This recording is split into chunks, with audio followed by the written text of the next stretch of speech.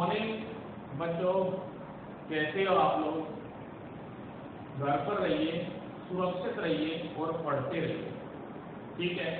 आज हम एक नया टॉपिक पढ़ने जा रहे हैं और वो क्या है? उपसंयोजक यौगिकों में बंधन के सिद्धांत। क्या है टॉपिक का नाम? उपसंयोजक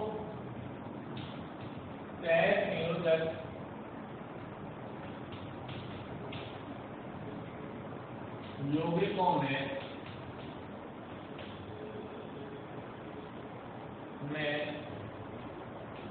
बंधन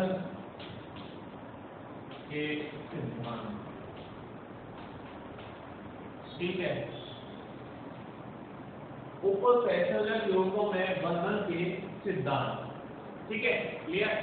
अब इसमें पहला सिद्धांत अपन पढ़ेंगे, दो सिद्धांत अपने को पढ़ने हैं इसमें। पहला पढ़ेंगे संयोजकता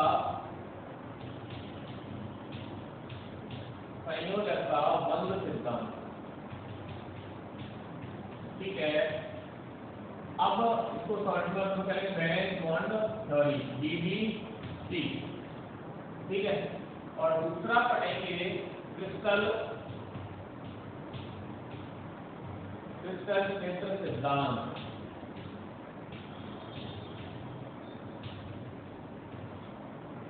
तो CFT, crystal field theory, clear. अब देखिएगा, पहला पढ़ते हैं संयोजकता बंध सिद्धांत, VBC। इसको किसने दिया था? पॉलिंग ने दिया था। इसको प्रतिपादित किसने किया? प्रतिपादन करता अपन बात करें, प्रतिपादन करता की बात करें तो किसने प्रतिपादन किया इसका? पॉलिंग ने। किसने दिए सिद्धांत को? पॉलिंग ने। अब पॉलिंग क्या कहता है? सर्वप्रथम ध्यान से सुनिएगा, समझिएगा, उसके बाद इसके एग्जांपल लेंगे, ठीक है। देखिएगा, सर्वप्रथम पॉलिंग कहता है कि सर्वप्रथम केंद्रीय धातु परमाणु, केंद्रीय धातु परमाणु उपयुक्त संख्या में, उपयुक्त संख्या में, उपयुक्त संख्या का मतलब लिगेंड की संख्या के बराबर,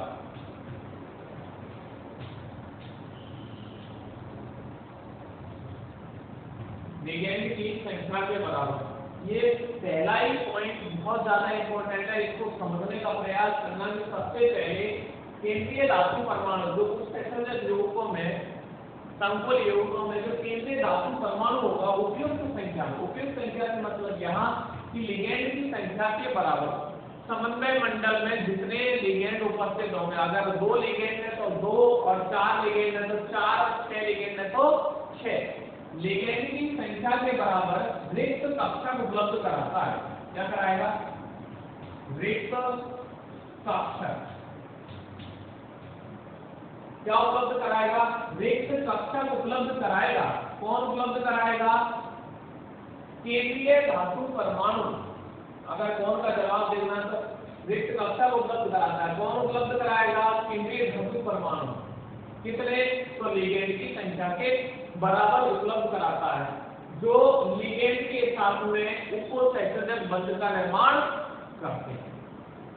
अब ये जो दूसरे पॉइंट की अपन बात करेंगे, रिक्त कक्षक कौन कौन से हो सकते हैं? तो ये जो रिक्त कक्षक हैं, ये NN हो सकते हैं, NC हो सकते हैं, ND हो सकते हैं और N-1D हो सकते हैं।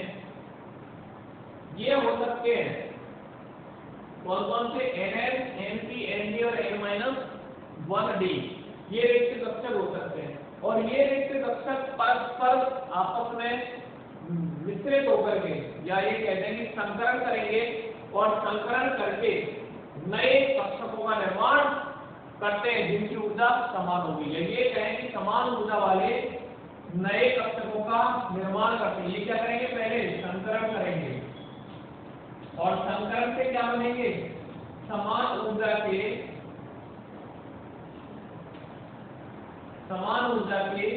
नए कक्षक, और ये नए कक्षक के कहलाएंगे संकरित कक्षक, संकरित कक्षक। यहां तक क्लियर? ठीक है, क्लियर यहां तक।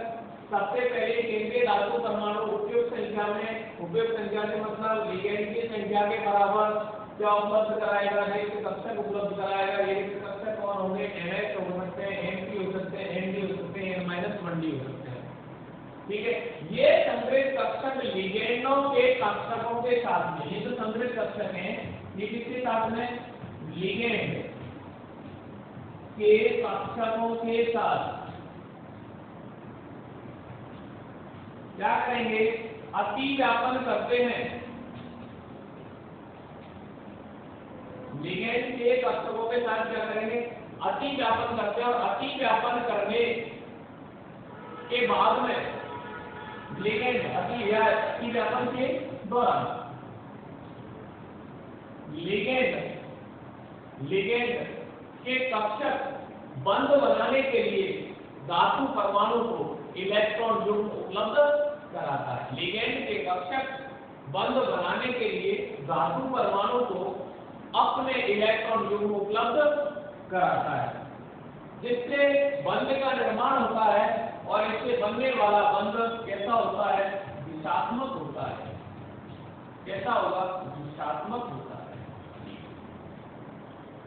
अब यहाँ पर दो कक्षक हैं, ND और N-1D। इनका मतलब समझिएगा। H और P का मतलब आप जानते हो, N और D का मतलब। ND का मतलब यहाँ धातु के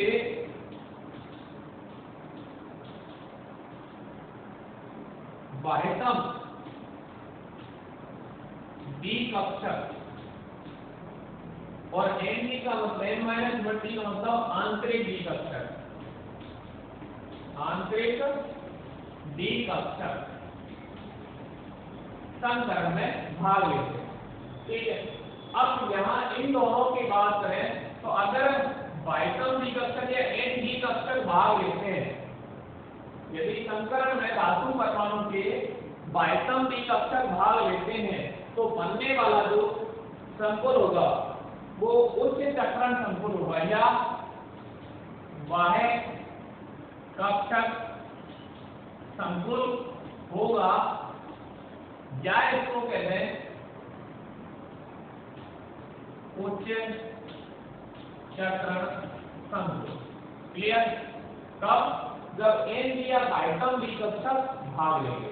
ठीक है, और अगर आंतरिक D कक्षक भाग लेते हैं, अगर धातु परमाणु के आंतरिक D कक्षक भाग लेते हैं तो बनने वाला संकुल आंतरिक कक्षक संकुल कहलाएगा, या इसको निम्न चक्रण संकुल कहते हैं। ठीक है, बात समझ में आई? अगर धातु परमाणु के बाह्यतम D कक्षक भाग ले रहे हैं तो बाह्य कक्षक संकुल या उच्च चक्रण संकुल बनेगा। अगर N-1D आंतरिक D कक्षक भाग ले रहे हैं तो आंतरिक कक्षक संकुल या निम्न चक्रण संकुल का निर्माण होगा। अब दिमाग में यह आता है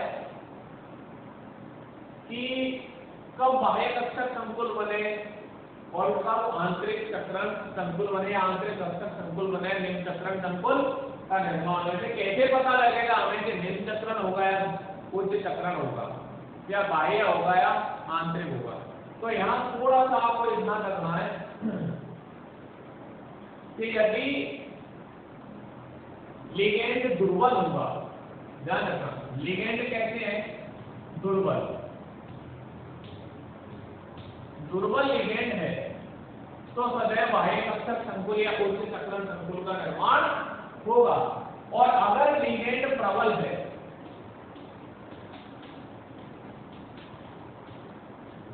तो हमेशा आंतरिक चक्रण संकुल या आंतरिक कक्षक संकुल या निम्न चक्रण संकुल का निर्माण होगा। ऐसा क्यों? अब देखिए, प्रबल लिगेंड की उपस्थिति में धातु परमाणु के जो इलेक्ट्रॉन है, एवं इलेक्ट्रॉन, उनका युग्मन हो जाता है। वो इतनी ऊर्जा प्रोवाइड करा देता है जिसके कारण उनका युग्मन हो जाता है, जिसके कारण आंतरिक डी कक्षक के आंतरिक डी कक्षक रिक्त हो जाते हैं। इसलिए आंतरिक कक्षक संकुल का निर्माण हो जाता है। दुर्बल लिगेंड धातु परमाणु के इलेक्ट्रॉनों के लिए इतनी ऊर्जा उपलब्ध नहीं करवा पाता कि उनका युग्मन हो सके। आगे इसको और क्लियर करेंगे सीएफटी में कि ऐसा क्यों नहीं होता है। ठीक है, सीएफटी इसको क्लियर करती है।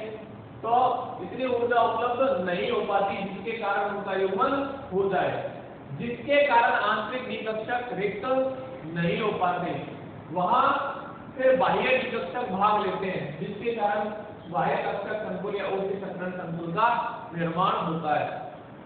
ठीक है, अब एक अगला क्वेश्चन फिर आपका आता है कि हमें कैसा पता लगेगा कि कौन सा दुर्बल लिगेंड और कौन सा प्रबल लिगेंड है।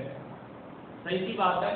तो आपको ये ध्यान रखना है कि एक तो NO2, एक CN, ठीक है, एक EN, जब अपन स्पेक्ट्रोड आपका ये श्रेणी पढ़ेंगे तो उसमें सारे क्लियर हो जाएंगे, लेकिन अभी के लिए आप ये याद रखें NO2, CN, EN और CO, ठीक है, और एक NH3। कौन कौन से हैं? NO2, CN, EN, CO और NH3। Nitro, cyano, ethylene, diamine, carbonyl और ये कोबाल्ट नहीं है, कार्बोनिल है, CO कार्बोनिल, ठीक है, उदासीन लिगेंडों में लिखा, ठीक है, और NH3। ये कैसे हैं? प्रबल लिगेंड है ये कौन से हैं? और भी एक दो हैं, लेकिन ये जनरली इनका यूज ज्यादा होता है। ये कौन से लिगेंड है? प्रबल लिगेंड है। बाकी आप दुर्बल माने सभी को, बाकी जो लिगेंड है वो कैसे हैं? दुर्बल। इनमें एक दो और जुड़ जाएंगे, लेकिन अमूमन जनरली इनका उपयोग ज्यादा होता है। 5 का इसलिए बनेंगे 5 लिख लिए। ये प्रबल लिगेंड है और इनकी उपस्थिति में जहां भी ये होंगे पांचों, इनकी उपस्थिति में क्या होगा? इलेक्ट्रॉनों का युग्मन हो जाएगा। ठीक है, अब आप एग्जांपल भी देख सकते हैं। ये क्लियर है? समझ में आया? वापिस एक बार देखिए। सबसे पहले क्या करेंगे? सबसे पहले केंद्रीय धातु परमाणु उपयुक्त संख्या में लिगेंड की संख्या के बराबर, जितने लिगेंड होंगे, अगर समन्वय मंडल में 4 लिगेंड है तो 4, 5 है तो 5 और 6 तो 6 लिगेंड की संख्या के बराबर रिक्त कक्षक उपलब्ध कराता है। कौन? धातु परमाणु। ये रिक्त कक्षक NS, NP, ND और N- बंदी प्रकार के हो सकते हैं, और ये रिक्त कक्षक संकरण करेंगे, परस्पर संकरण करके समान ऊर्जा के नए कक्षकों का निर्माण करेंगे। ये नए कक्षक क्या कहलाएंगे? संकरित कक्षक कहलाते हैं। ये संकरित कक्षक लिगेंड के कक्षकों के साथ अतिव्यापन करते हैं, जहां पर लिगेंड के कक्षक बंध बनाने के लिए अपने इलेक्ट्रॉन युग्म इन संकरित कक्षकों को उपलब्ध कराता है, जिससे बंध का निर्माण होता है और बनने वाला बंध दिशात्मक होता है। अगर संकरण में धातु परमाणु के Nd कक्षक भाग ले रहे हैं तो बनने वाला संकुल बाह्य कक्षक संकुल होगा और या उच्च चक्रण संकुल का निर्माण होगा। अगर धातु परमाणु के आंतरिक डी कक्षक N-1 डी कक्षक भाग ले रहे हैं तो आंतरिक कक्षक संकुल बनेगा या निम्न चक्रण संकुल का निर्माण होगा, और ऐसा के कारण होगा प्रबल लिगेंड के कारण बाह्य कक्षक संकुल दुर्बल लिगेंड के कारण बनेगा, क्योंकि दुर्बल लिगेंड इलेक्ट्रॉनों का युग्मन नहीं कर पाता, जबकि प्रबल लिगेंडों की उपस्थिति में इलेक्ट्रॉनों का युग्मन हो जाता है। अब इसका एक एग्जांपल आप देखें। ठीक है, एक एग्जांपल आप देखें।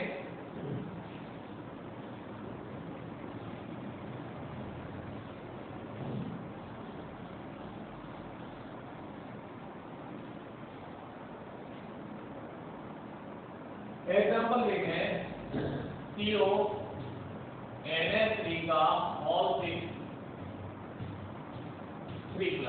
ये एग्जांपल है, अपने को पता नहीं है कि ये आंतरिक कक्षक संकुल बनाएगा या बाह्य कक्षक संकुल बनाएगा। सबसे पहले इसका IUPAC नाम लिखेंगे अपन। तो IUPAC नाम क्या है इसका? Hexammine. Hexa, amine, cobalt, third ion. ये क्या है? साइक्लिक नाम है। अब देखिए केंद्रीय धातु परमाणु कौन है? कोबाल्ट है। तो यहाँ लिखते हैं कोबाल्ट का परमाणु क्रमांक कितना होता है? 27 और 27 होगा। अब इसका विन्यास देखें आप तो क्या लिखेंगे? आर्गन 3d 7 4s2, ठीक है, 3d 7 4s2 और यहाँ लिखेंगे 4p0। क्लियर? ध्यान रखना 4p0, 3d 7 4s2 4p0। लेकिन यहाँ ये कोबाल्ट का लिखा है केवल बना, अपने को चाहिए कौन सा ऑप्शन होता है? +3।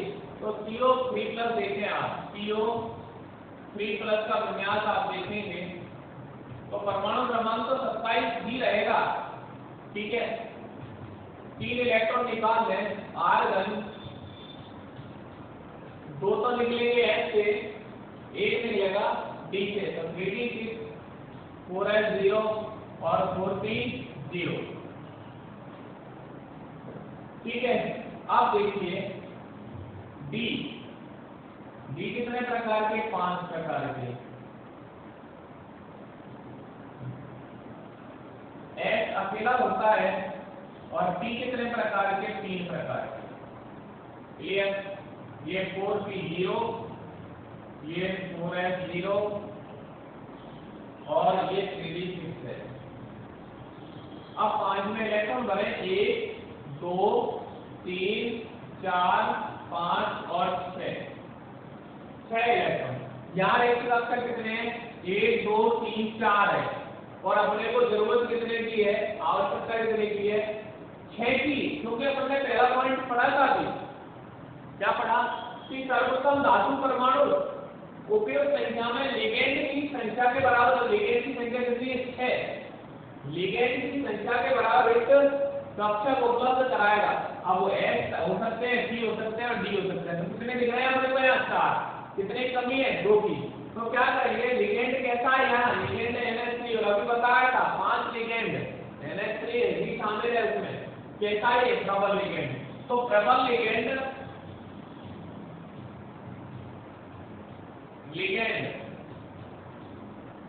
कौन है? NH3 की उपस्थिति में विन्यास क्या होगा? तो देखें प्रबल लिगेंड के कारण भाई विन्यास तो सेम ही होगा, लेकिन इन इलेक्ट्रॉनों का क्या हो जाएगा? युग्मन। ये पेयरिंग कर लेंगे। तो देखिएगा पेयरिंग करेंगे तो ये जो इलेक्ट्रॉन है यहाँ है वह इसके साथ पेयर करेगा, ये इलेक्ट्रॉन इसके साथ पेयर कर लेगा। तो देखिएगा आप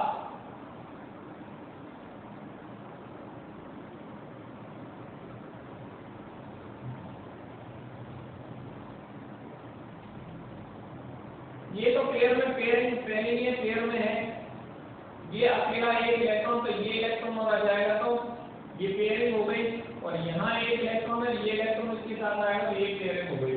अब देखिए 3d6 क्लियर, 3d6 और यहाँ है 4s0 और ये 4p0। कुल मिला के आपके पास अब रिक्त कक्षक हो गए 6। 1 2 3 4 5 6 किसके बराबर? लिगेंड की संख्या के बराबर, ठीक है।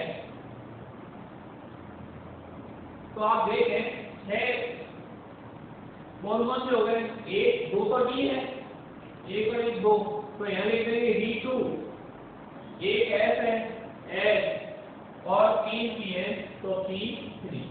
संकरण हो जाएगा, संकरण कर लेंगे आपस में और संकरण कौन सा हो जाएगा? D2S3। संकरित कक्षक होंगे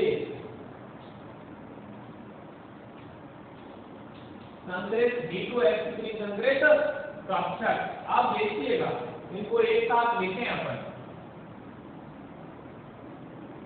ये तो है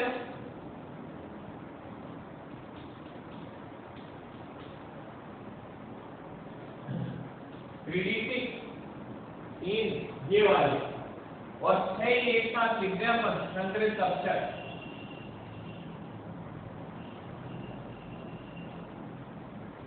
ये लिख सकते हैं, ये कौन से D2 sp3 संकरित कक्षक।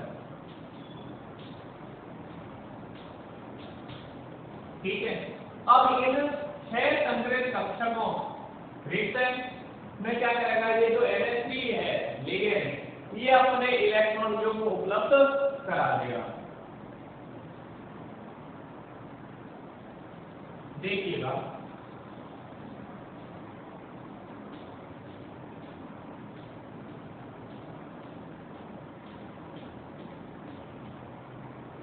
एक दो तीन चार पांच ये दो इलेक्ट्रॉन युग्म हो गए किसके, लिगेंड के।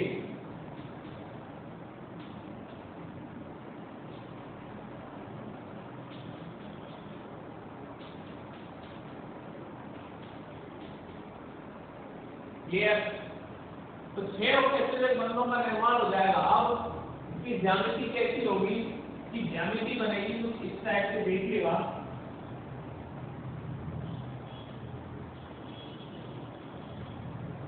केंद्रीय परमाणु कोबाल्ट है,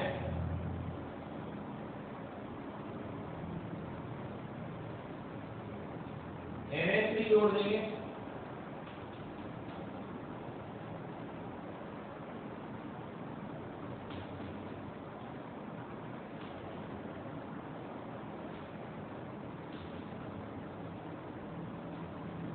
अष्टफलकीय ज्यामिति बन जाएगी। क्या बनेगी, कौन सी ज्यामिति होगी, अष्टफलकीय।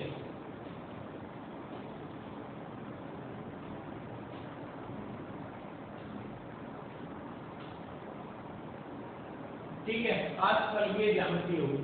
अच्छा, इसमें एक चीज और, संकुल कौन सा बनेगा, आंतरिक कक्षक संकुल या बाह्य कक्षक संकुल। तो देखिएगा आंतरिक द्विकक्षक में भाग लिए, अगर अब यहां समझे आप, आंतरिक द्विकक्षक है तो संकुल कौन सा बन जाएगा, आंतरिक कक्षक संकुल या निम्न चक्रण संकुल।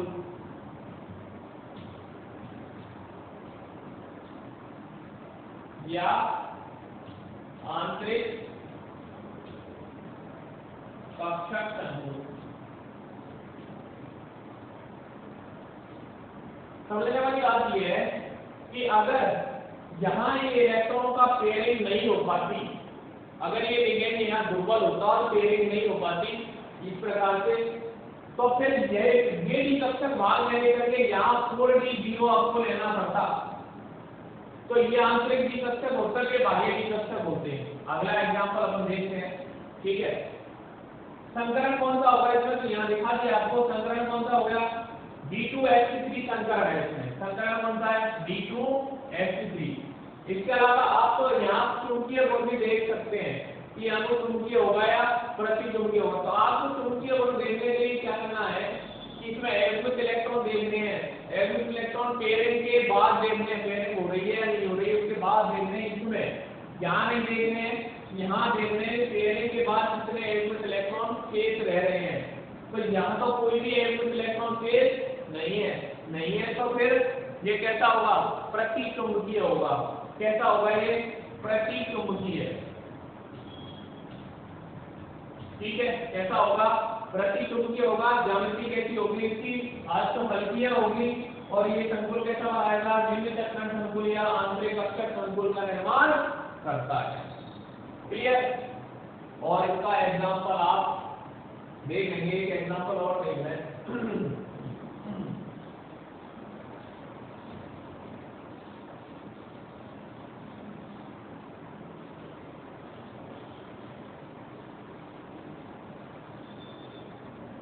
फिर बहुत सारे एग्जांपल अपन देखेंगे, देखिएगा फटाफट देखते हैं।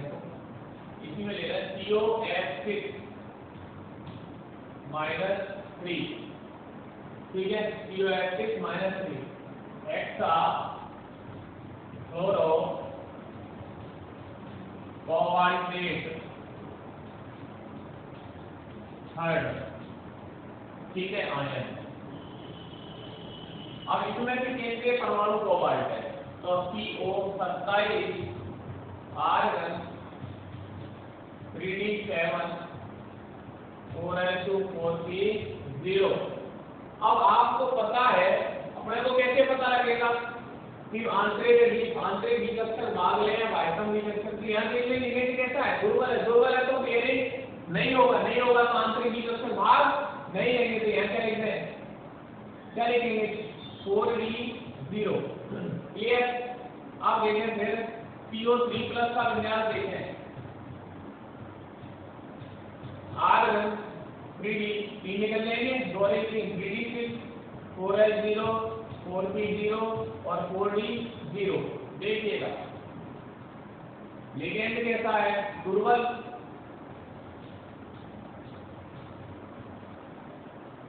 लिगेंड है,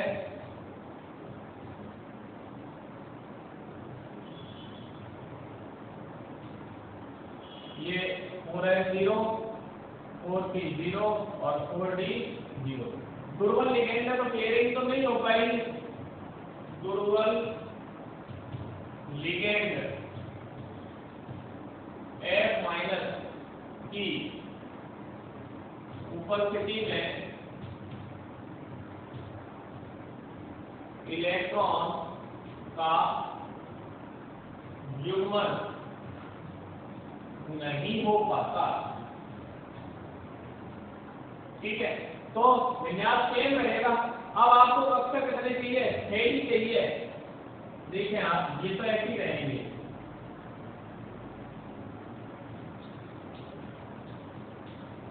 ठीक है।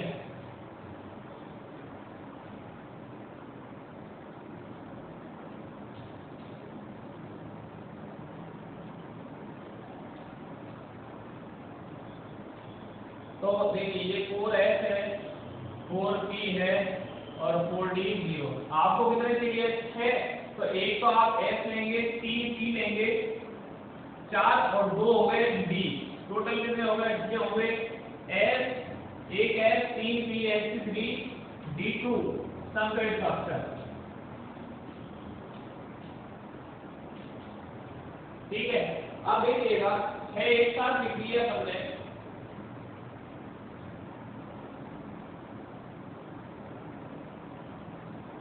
इनमें तो इलेक्ट्रॉन पहले से ही है 6 इलेक्ट्रॉन। अब इन 6 को जो sp3 संकरित स्ट्रक्चर है, इनको एक साथ लिखते हैं,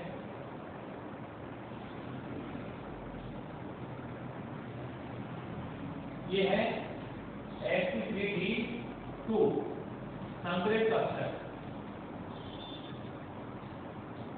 और ये 3 कक्षक अलग से रिक्त रह गए हैं, कौन से, ये D, ठीक है, 4d कक्षक है, क्लियर।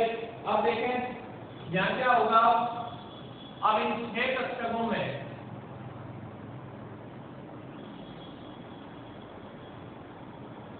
क्लोरीन परमाणु अपने इलेक्ट्रॉन युग्म उपलब्ध करा देगा और उससे संयोजक बंध बन जाएंगे 6।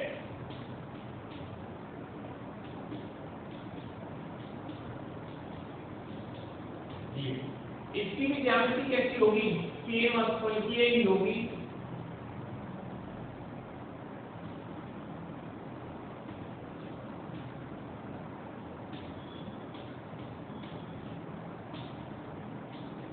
अस्थफलकीय ज्यामिति हो गई, कैसी हो गई, अस्थफलकीय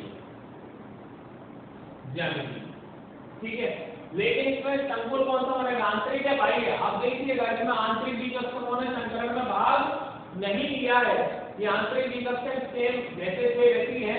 कौन से विकर्षक भाग लिए हैं, बाह्यतम विकर्षक भाग लिए हैं। तो क्या बनेगा यहाँ, उत्तेज चक्रण संकुल, या इसको क्या लिखते हैं, बाह्य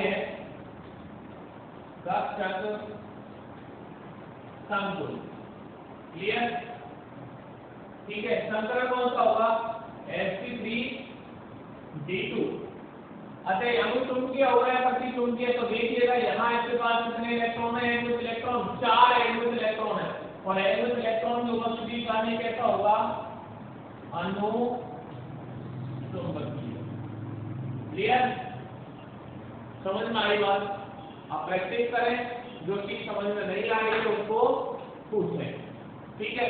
इसके और एग्जांपल अपन देखेंगे।